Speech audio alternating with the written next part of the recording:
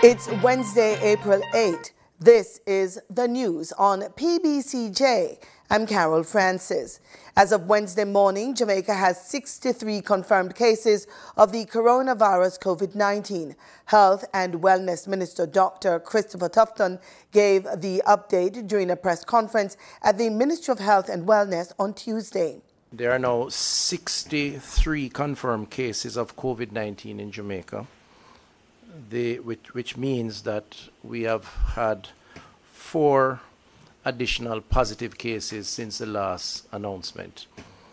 Those 4 cases are a 48-year-old female, a 26-year-old female, a 26-year-old male, and a 48-year-old female. So that's 3 females and 1 male, ages 48, 26, 26, and 48.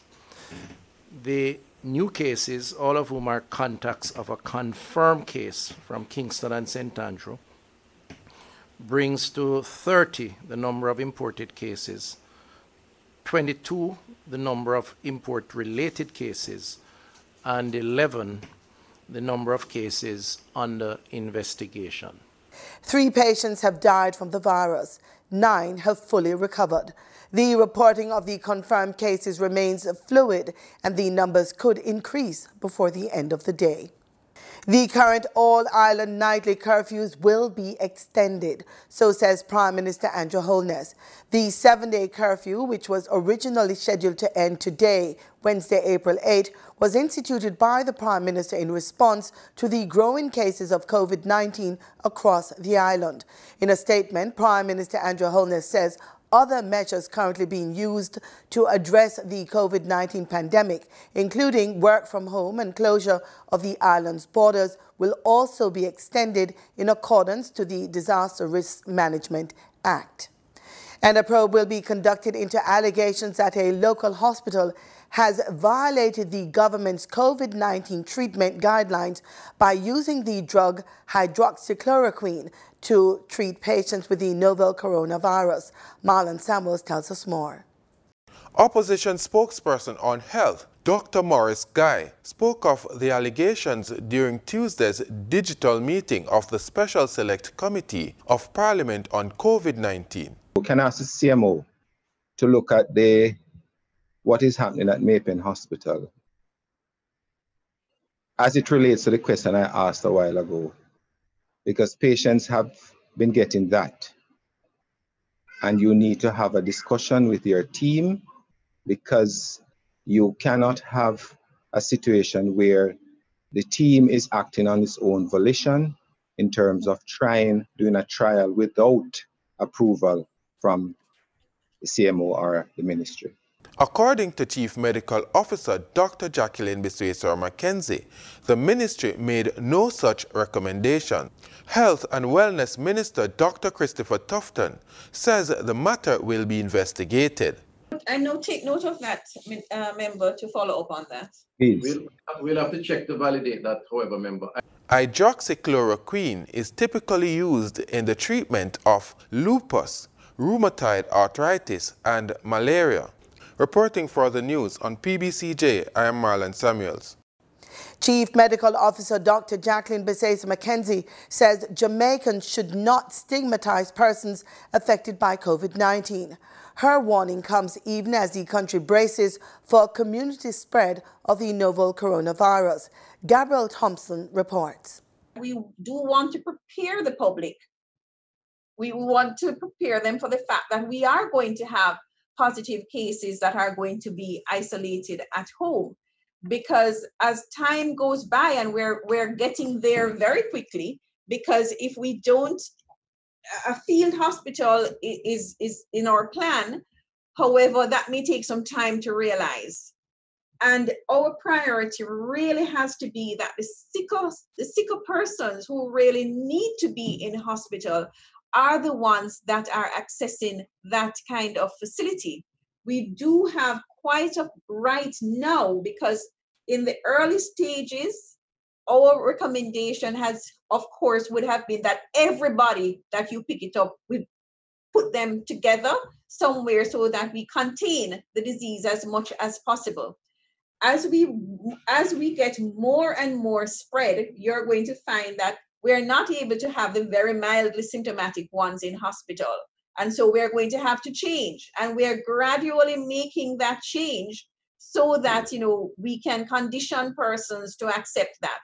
The CMO was speaking at a digital meeting of the Special Select Committee of Parliament on COVID-19 on Tuesday. Health Minister Dr. Christopher Tufton, who chaired the meeting, also addressed the issue of treatment facilities. We have started the work to retrofit the facility, that is the National Indoor Stadium, which would when completed, would have 72 beds, monitors and other equipment. That work is being spearheaded by the Jamaica Defence Force.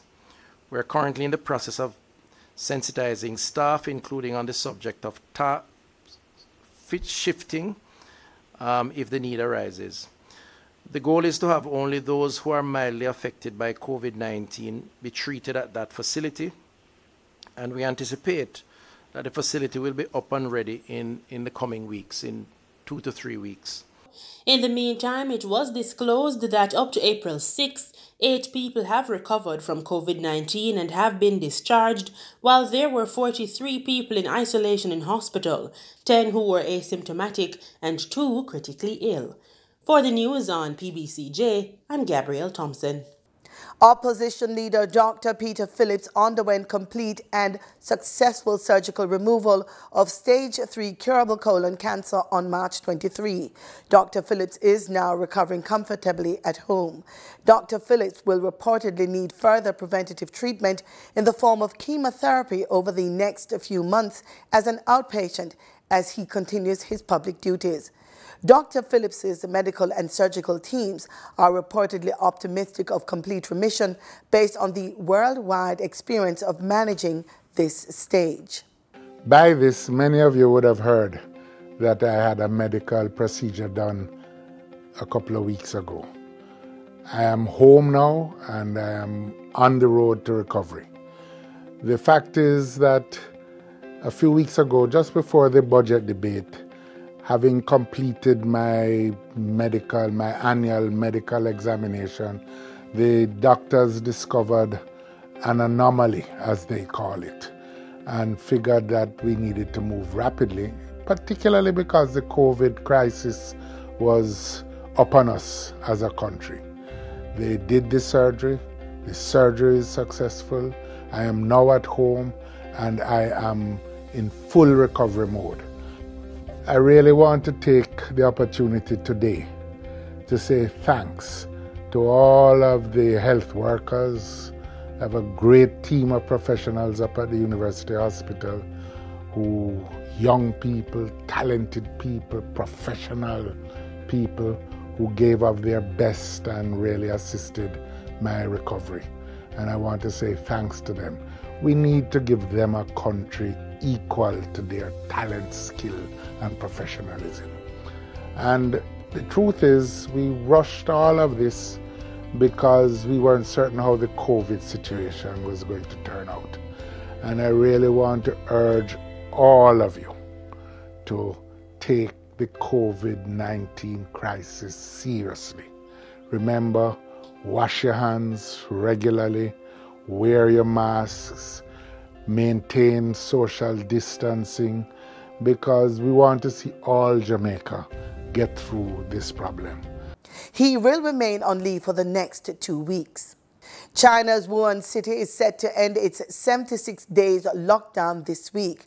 In the city known as Ground Zero for the COVID-19 global pandemic, Chinese authorities are moving to allow the 11 million residents of Wuhan to once again travel in and out of the sprawling city. St. Catherine-based Pastor Cynthia Williams, who was arrested on Sunday after allegedly breaching the ban on social gatherings, will reportedly challenge the charges against her. Her attorney, Christopher Townsend, says Ms. Williams never had 13 persons or 50 persons inside her home. His client is contending that she had 10 persons, 9 on the inside. Mr. Townsend explained to Radio Jamaica News that his client was on the outside directing persons where to sit in accordance with the social distance rules, and she was also sanitizing persons as they entered.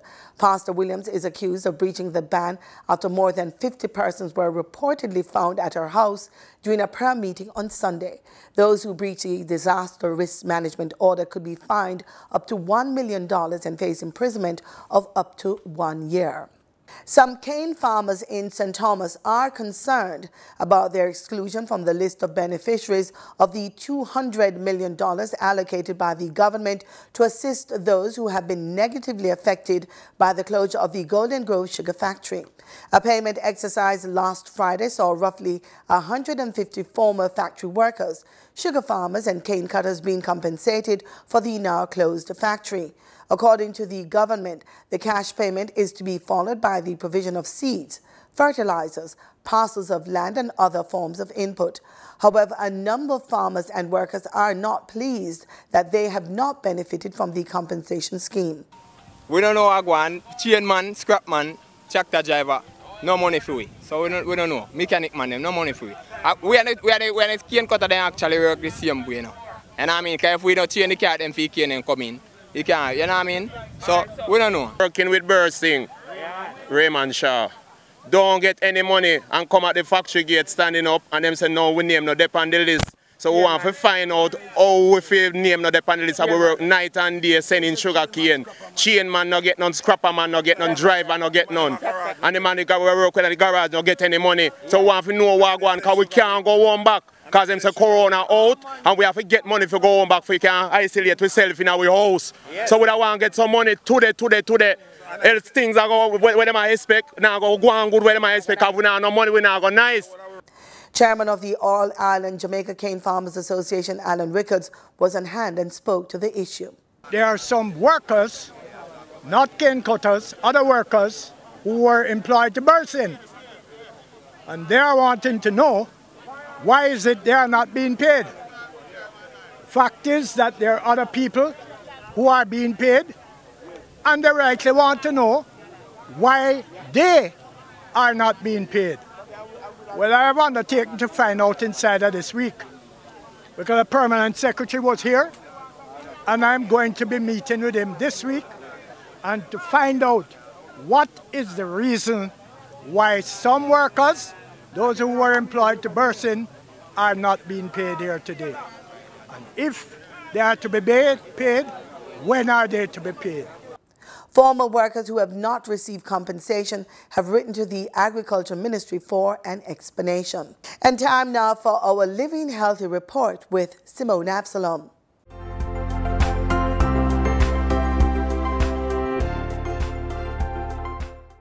They have been used a lot before, but now masks are a hot trend globally, especially with the COVID-19 pandemic. They act as a physical barrier to protect you and others from viral and bacterial infections when someone coughs. According to the World Health Organization, masks, which are worn by medical professionals who come into close contact with those with COVID-19, can act as respirators. The problem is they should only be worn a few hours at a time before being discarded. And with Jamaica projected to have over 1 million people affected by COVID-19, if there is community spread, then we're going to need a lot of these. And that's where you and I and corporate Jamaica come in. Medical cannabis company Jacana has started a campaign dubbed Jamaica United in response to the COVID-19 pandemic in Jamaica. Jacana produces medical products to pharmaceutical grade standards, so masks, gloves and other protective equipment are available. The company's CEO, Alexandria Chung, explains. This was the moment that, many Jamaican companies and Jamaicans should rise up and do what they can for us to fight as a nation. So we decided to donate all of our PPE to healthcare workers fighting on the front lines. And we're encouraging other Jamaican businesses to join in this fight together. and we're hoping that many will join us. So far, several companies have stepped up, including Tropical Battery, who are donating alkaline batteries. And we really believe that, you know, big companies, small companies, everyone has an opportunity to contribute. You know, donating all of our masks and gloves and other PPE equipment was really step one of a larger campaign around Jamaica's Unite. The second thing that we're going to be doing is here actually in our stores.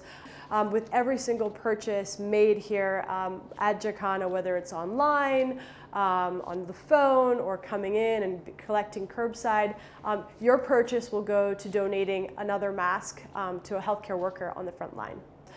Whether it's to police officers or nurses or doctors, anyone on the front line. And as soon as we can cover as many of those people, we'll then move on to helping people in supermarkets and therefore.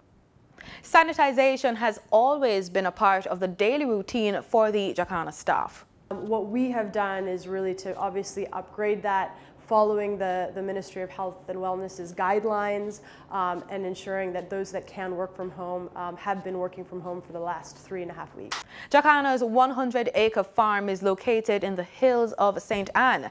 The Jacana farm employs a locally based team, some from the communities within the parish. However, St. Anne's mainstay is tourism, the hardest hit sector since the coronavirus outbreak. Dozens of hotels have scaled down or closed their doors. Hundreds are jobless. Mrs. Chung has a plan to help provide employment and other opportunities. Previously, our farm was an organic vegetable farm, so we've decided to ramp back up vegetable production because we think that there'll be many people in need during this time, and every little bit helps. So we'll be giving away free vegetables on our first and second and third, fourth harvests. The Jacana team is doing their part. Here's how you can get involved. We are encouraging all Jamaicans, all Jamaican companies, individuals to join Jamaicans Unite. Do what you can, whether it's small or large, it doesn't matter. Everybody has something to offer. Our communities, our healthcare workers, our police officers, obviously staying at home and listening to government guidance is critical, but we can do more. We are a powerful, strong nation, and together we can fight COVID-19. So think about what your company or you can offer. You know, Jacana has donated all of its masks and gloves. Tropical Battery just joined the campaign. They're donating alkaline batteries to hospitals to help power equipment that can save lives. Let's get this fight together, Jamaica. How can they get involved? Where do we go to sign up? Literally make your pledge online through social media. Email us at info@jacana.life. You know, hashtag Jamaica's Unite on your social page. Give what your pledge is. You know, we've also heard of Chuck Adventure Tours. While, you know, they've had a difficult time with tourism, you know, being stopped on the island temporarily, they're saying, doctors, nurses, you will need a break, and our attractions are going to be here for you whenever you need them. So everybody can do something. Think about what you want to do. Jamaicans Unite, hashtag Jamaicans Unite. At Jacana Life, and contribute, and then encourage and spread the word. Everybody can do something. Continue to practice social or physical distancing and hand washing. Remember to stay home if you can, and continue watching PBCJ. I'm Simone Absalom. Stay safe.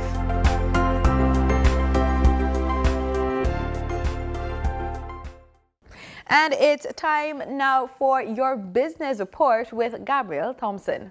In Tuesday's trading session, the JSE Combined Index advanced by 1,584 points to close at under 400,000 units. Overall market activity resulted from trading in 80 stocks, of which 43 advanced, 25 declined, and 12 traded firm. The Junior Market Index advanced by 83 points to close at under 3,000 units. Stocks advanced for Access Financial Services, Barita Investments, and Blue Power Group Limited. Stocks declined for 138 Student Living Jamaica, 1834 Investments, and Caribbean Assurance Brokers Limited. Trading firm were AMG Packaging and Paper, Siboney Group, and DERRIMON Trading Company. Radio Jamaica Limited was the volume leader with 50.3 million units, followed by Trans-Jamaican Highway Limited with 32.3 million units and Wigton Wind Farm Limited ordinary shares with 3.5 million units. Now for the foreign exchange. The US dollar on Tuesday, April 7, ended trading at $137.39. The Canadian dollar sold for an average $98.62. The pound sterling traded for $170.07, and the euro ended trading at $149.85. Oil steadied near $32 a barrel on Wednesday, supported by hopes that a meeting between OPEC members and allied producers on Thursday will trigger output cuts to shore up prices that have collapsed due to the coronavirus pandemic. Brent crude futures rose 6 cents to $31.93. West Texas Intermediate crude gained 76 cents to $24.39. That's it for the business report on PBCJ. I'm Gabrielle Thompson. In regional news, Barbados announced a 24-hour curfew as it tries to contain the outbreak of the COVID-19 virus. All Barbados supermarkets and minimarts were ordered closed until further notice. On Tuesday, Acting Prime Minister Senator Bradshaw announced amendments to the closures. In an effort to ensure that all Barbadians, but particularly the most vulnerable, have access to food supplies during the 24-hour curfew period, a new regime has been developed to take effect from tomorrow, Wednesday, the 8th of April, 2020. From 9 a.m. tomorrow, April 8th, 2020, Barbadians in urgent need of groceries will be able to order them from supermarkets through a number of options. However, there will be no in-supermarket shopping. Please note that supermarkets and shops will be open on Wednesday, Thursday, and Saturday during this week. Orders will be taken by the individual participating supermarkets via websites, telephone call-ins, WhatsApps, or email. Payments for these orders will be accepted through cash, debit, or credit cards. All persons ordering groceries in this manner will have the option to collect their groceries in person through curbside vehicle pickup or home delivery. The issue of shoppers picking up their items in person was also addressed. Where shoppers choose to pick up their orders in person, they will be given specific collection times to reduce the risk of large gatherings that would contravene the requirement for physical distancing. Persons placing orders should note that when we took the decision to restrict shopping last week, many retailers already had a sizable backlog of orders for delivery. And as a result, in the initial stages of this new arrangement, this may actually slow down the pace of delivery of new orders until this backlog is cleared. Up until Wednesday morning, Barbados has reported 63 confirmed cases of COVID-19 and 3 deaths. Tensions ran high at a Bahamian social services offices on Tuesday as dozens of jobless residents sought food stamps and other aid. Jared Higgs has the details. Have some savings is just about depleted. Philip Hanna Sr. is a taxi driver and former policeman. Never thinking he would find himself where he is, the 60-year-old says he has one priority. Still have bills, mortgage, everything. I ain't worrying about that part. Because if I don't have anything to eat and I die, they still can't be paid. With no work, Hannah and dozens of others have to line up for help at social services centers around New Providence. It's a frustrating task as these centers see scores of new aid seekers due to mass layoffs brought on by the coronavirus shutdown. Many of them say the logistics of getting help are a nightmare and they are being sent from one center to the next. I left my baby sleeping to come out here. And now you're going to tell me I have to go Pitt Road? 40-year-old DESIREE RAHMING-ARMBRISTER says before the pandemic she had trouble finding work due to a back injury. She says after getting the runaround at NIB and with the food shopping schedule nightmare, she's at her wit's end. So what am I supposed to do? I'm not going on the red light. Oh no. I love my boy too much. I love God too much to go on a red light to sell to get something for my child to eat and for me to eat. No, devil is a lie. I'm not going to do that.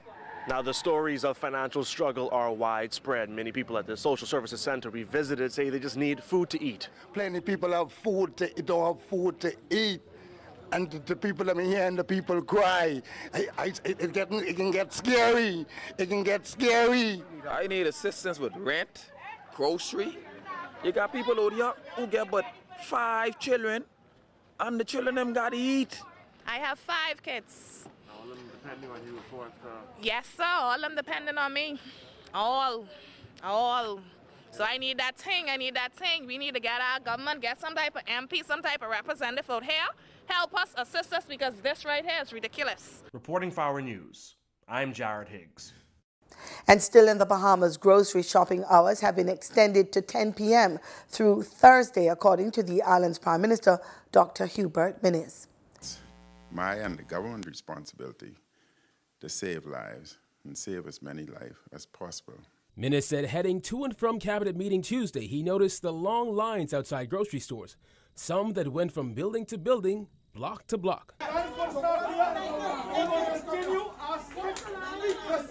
Lines filled with the old and the young gathering from before sunrise in front of food stores. And now with grocery stores open till 10 p.m. Wednesday night and a 2-shift system on Thursday, Minnis says this should provide some sort of relief. We feel that once we extend the supermarket and remove certain sectors, essential service and police, defense force, etc., out of the alphabetical system, that would immediately reduce the load of individuals visiting our supermarkets. From 6 a.m. to noon on Thursday, stores will be open for members of the Royal Bahamas Police Force, the Royal Bahamas Defense Force, and healthcare professionals. The 12 p.m. to 10 p.m. shift will be open to all those who work in essential services, including fire services, immigration, water and sewage, prison and customs officers, NIB, and social workers, among others. Individuals must wear masks in order to be granted entry at food stores. I again repeat, there are no shortages, and we ask you to adhere to the social or physical distancing. If you don't, all the work that the government has done in protecting you can be lost overnight. And we do not want a meltdown within our society as we're seeing around the world. A food store schedule was implemented on Monday to limit the number of people at food stores amid the COVID-19 pandemic. However, stores have been inundated with shoppers. Dr. Minnis said due to the rush at the food stores in New Providence, baked goods and water stocks are expected to be compromised. As a result, he said bakeries and water depots will be allowed to open to replenish stocks during the shutdown period, which will end on Tuesday at 5 a.m. Minnis assured that there is sufficient food in the country, but the chaos at grocery stores didn't just occur in Nassau, but in Grand Bahama stores as well.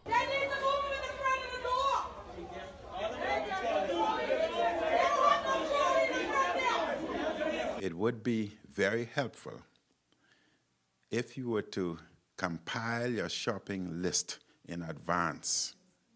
That would reduce the time you spend within the supermarket. Additionally, on Thursday, pharmacies will be allowed to open until 3 p.m. I ask all Bahamians if we were to adhere to what we've put forth, then we would be okay. If not, we can experience meltdowns like we're seeing.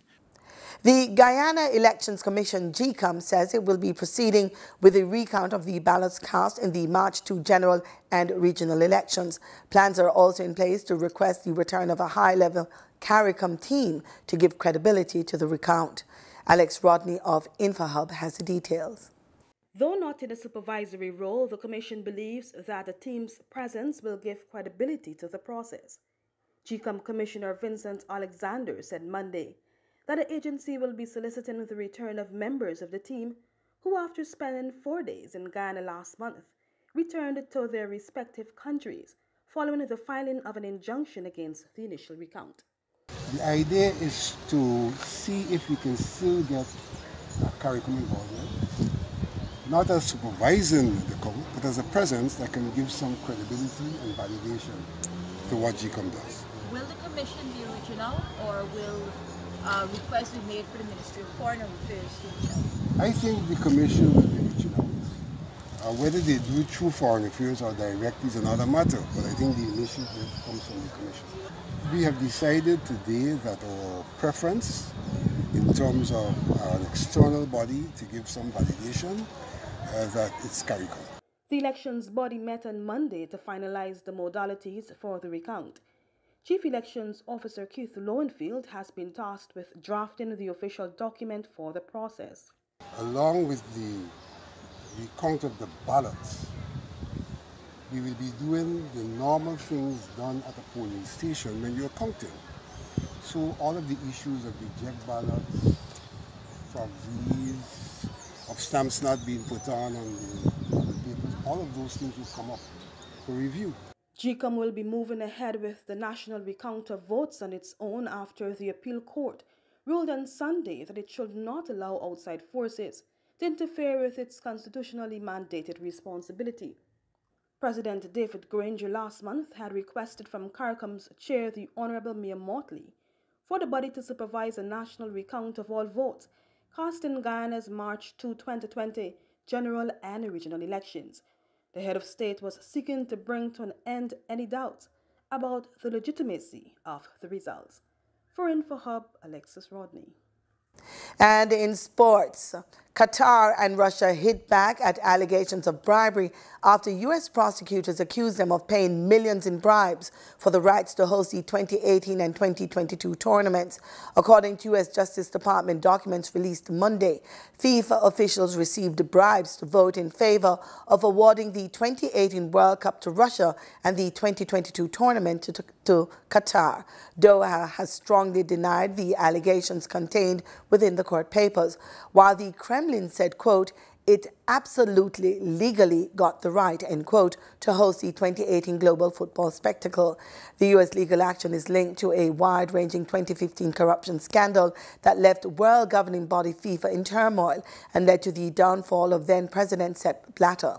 In the ensuing years, the U.S. government has accused a total of 45 people and various sports companies of more than 90 crimes and of paying or accepting more than U.S. $200 million in bribes. And that's our package. Join us again tomorrow, same time, same place, for more news and sports right here on PBCJ, the People's Station.